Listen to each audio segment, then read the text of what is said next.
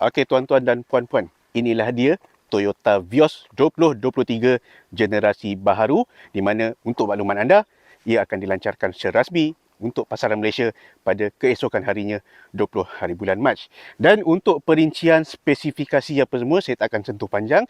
Benda tu kita akan cover masa hari pelancaran kelak. Untuk hari ini kita akan kongsikan 5 benda yang menarik pasal Vios generasi baru.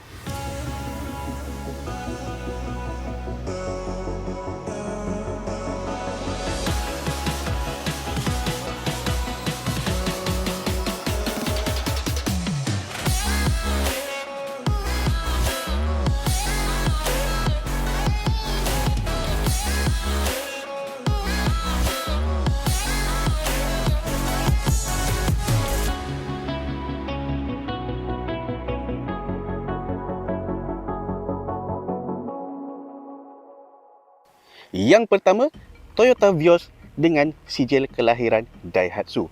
Okey, setelah 3 generasi Vios terjual di beberapa pasaran, 3.5 juta unit telah terjual dan telah menemui pemilik masing-masing. Akhirnya Vios generasi baru muncul dengan platform serba baru. Ia bukan lagi platform daripada Toyota, tetapi platform Daihatsu New Global Architecture ataupun DNGA. Platform baru ni menawarkan kadar pengendalian yang lebih baik, NVH yang lebih senyap untuk dalam ruang kabin serta yang anda boleh rasa sendiri penambahan dimensi dia. Vios baru lebih besar daripada Vios yang terdahulu dan anda boleh nampak jarak antara roda telah bertambah 70mm kepada 2620mm dan penambahan dimensi itu menjadikan ruang kabin yang lebih luas. Bab pengendalian saya akan sentuh kemudian. Yang kedua, Vios dah jadi lagi sporty. Kalau Vios yang terdahulu, korang boleh perasan lah kan, 3 generasi. Yang pertama, mereka menggunakan bentuk badan sedan 3 kotak yang tradisional. Tapi untuk Vios baru, dia dah pakai satu konsep yang serba baru di mana ia menggunakan konsep sedan fastback. Korang tengok garis bumbung yang melandai ke belakang. Bila dia buat macam tu, akan ada satu kekurangan, iaitu ruang kepala penumpang dah menjadi lebih kecil. Tapi ini bukan satu masalah yang besar kerana Toyota sendiri mensasarkan Vios baru ni untuk golongan keluarga yang mempunyai anak yang masih kecil ataupun golongan bujang yang nak bergaya. Dan kalau anda ingat Vios ni dia mengingatkan kita pada model konsep F sedan Daihatsu yang telah muncul pada tahun 2017 lagi. 2023 baru kita dapat Vios yang serba sporty ini. Selain daripada elemen fastback yang saya sebutkan tadi, Vios baru ni turut menerapkan elemen aerodinamik yang tersendiri.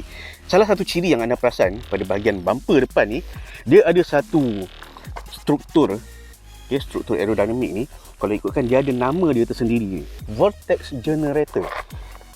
Selain daripada berfungsi sebagai vortex generator, dia juga ada liang. Ada liang terbuka ni, dia tak ada, bukan kosmetik semata-mata. So, selain daripada vortex generator, dia juga berfungsi sebagai sistem penyejukan untuk brek depan. Korang tengok, dia punya rim dia memang stylo habis, rim 17 inci, tayar pula, tayar Continental Premium Contact. Memang terus terang saya cakap, ini memang membuatkan Vios melekat di atas selekoh. Dan pada bahagian belakang juga, kemasan yang sama turut diberikan, cuma bahagian belakang ni kita fokus sikit, dia tak ada liang terbuka bahagian ni.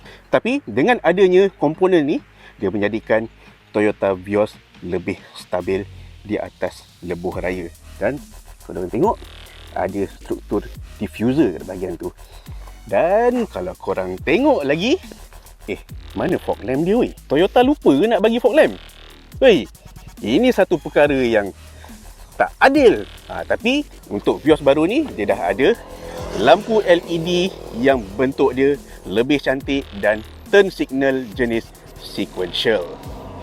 Vios baru memang kalau korang semak daripada mana-mana sudut pun dah tak ada lampu kabus belakang.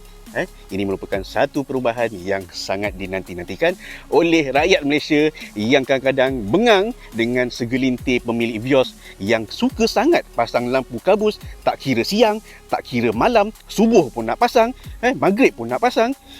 Apa yang sedap lampu kabus belakang pun aku pun tak tahu.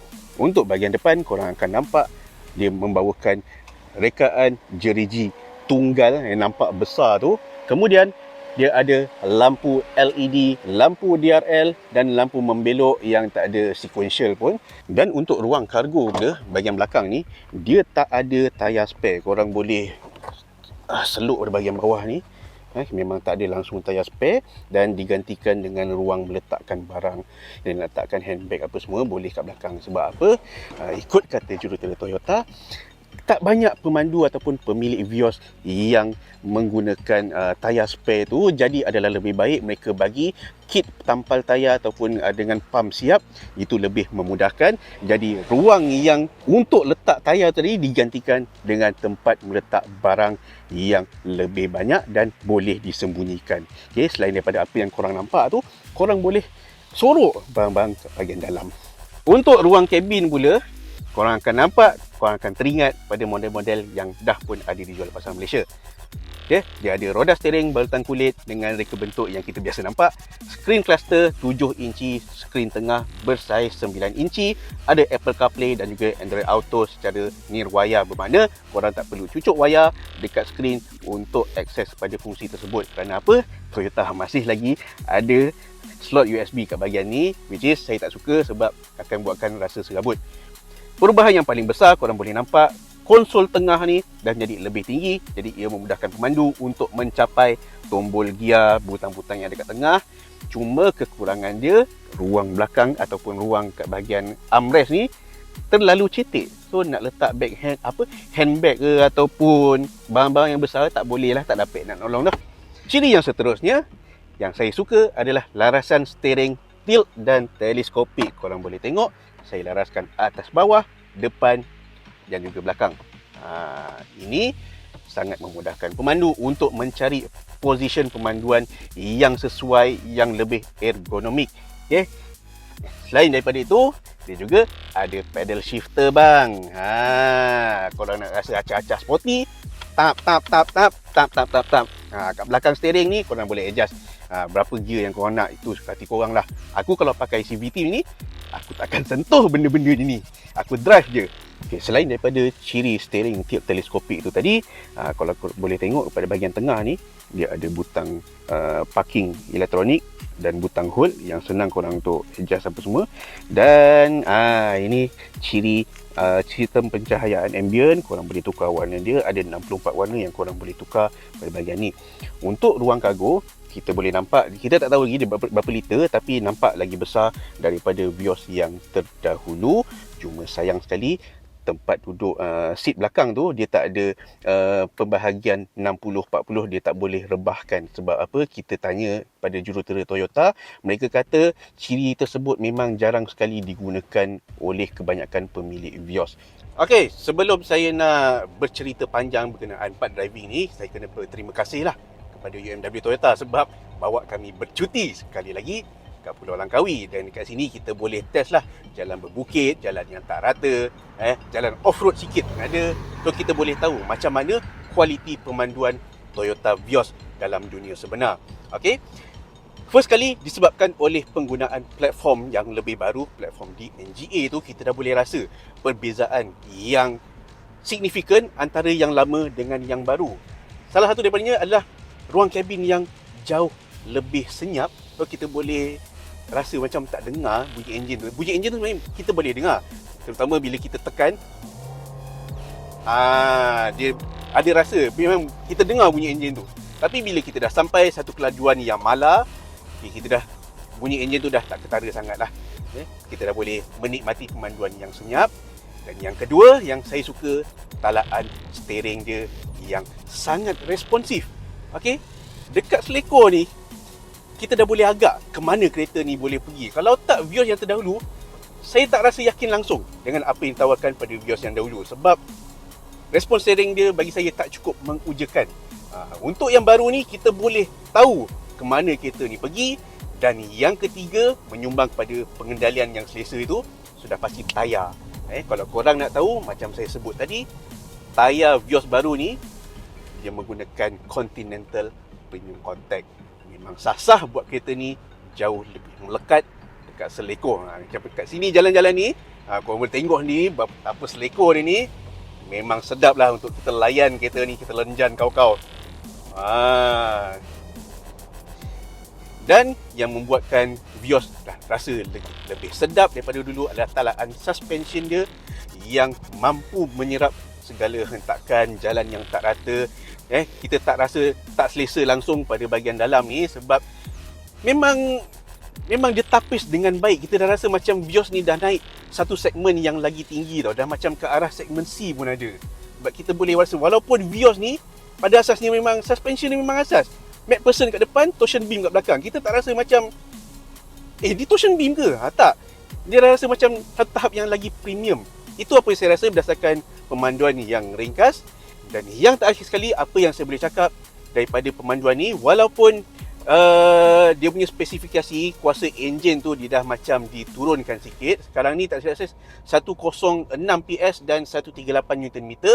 Apa yang Toyota buat adalah talaan kepada sistem transmisi CVT tu menjadikan dia lebih responsif dan dalam masa yang sama jauh lebih jimat jika dibandingkan dengan Vios yang terdahulu. Vios yang lama 5.8 liter untuk setiap 100 km. Vios yang baru ni Toyota cakap 5.2 liter untuk setiap 100 km. Okey, boleh nampak ada beza antara Vios lama dan yang baru, dan yang saya boleh jamin driving Vios yang baru ni dah jauh lebih sporty, lebih sedap, lebih selesa dan juga lebih senyap daripada Vios yang lama. Okey, ini apa yang saya rasa berdasarkan pemanduan ringkas di Pulau Langkawi. Nanti kalau kita ada masa, kita akan berkongsi dengan lebih lanjut macam mana di atas lebuh raya. Sebab Langkawi tak ada lebuh raya, so kita boleh rasa macam mana stable ke tak kereta ni kan. Nanti kalau kita ada masa, kita akan ulas dengan lebih lanjut pasal Vios yang baru ni.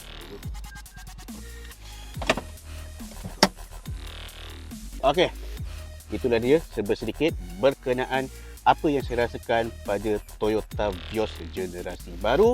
Dan nanti kalau kita ada peluang yang lebih lama, kita akan bercerita dengan lebih mendalam tentang Vios yang bakal menjadi raja di dalam sedan segmen B. Sekian dahulu daripada saya, Hanif Suhaib Karita.my.